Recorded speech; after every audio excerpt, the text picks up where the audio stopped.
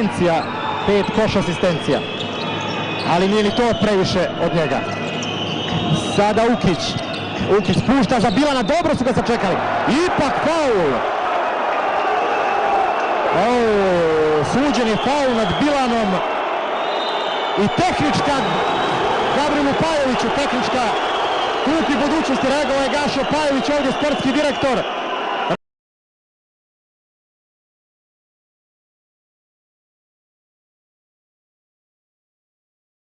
Reaguje sada Igor Jović.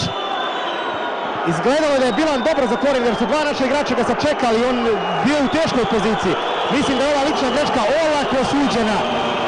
Ovo sada podsjeća kao protiv Zjelone Gore u decembru. Evo vidite taj kontakt sa Vitkovcem. Olako suđeno. Tehnička greška. I upravo će Bilan izvesti. I promašio je. Sada se publika maksimalno uključila, ali Bilan će imati još 2 bacanja. Još 2 bacanja. Promašio još jedno. Da vidimo može li u grešku Piletić. On je odabran. Fran Piletić dugo nije bio ni u igri. On je jedno i dobacio do prvog obruča. Sve su promašili. Šta radi publika? Vidite, čudo je publika.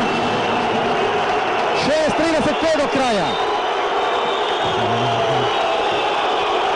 Ima na poruči Igor Jović još nešto. I traži sada još više od publike. Svi su na nogama u Morači, nevjerovatno. Bilan, 2 razlike samo. Treba nam i ovdje odbrana sada. 2 razlike, 6,5 minuta.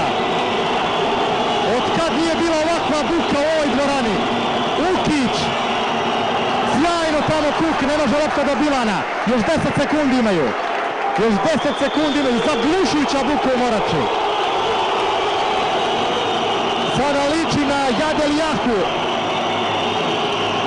Ukić. Još samo 6 sekundi. Da vidimo, ostavljen je mladi Žganec. Neće on pogoditi, ali lopta je za Ukića novih 14 sekundi. Ukić.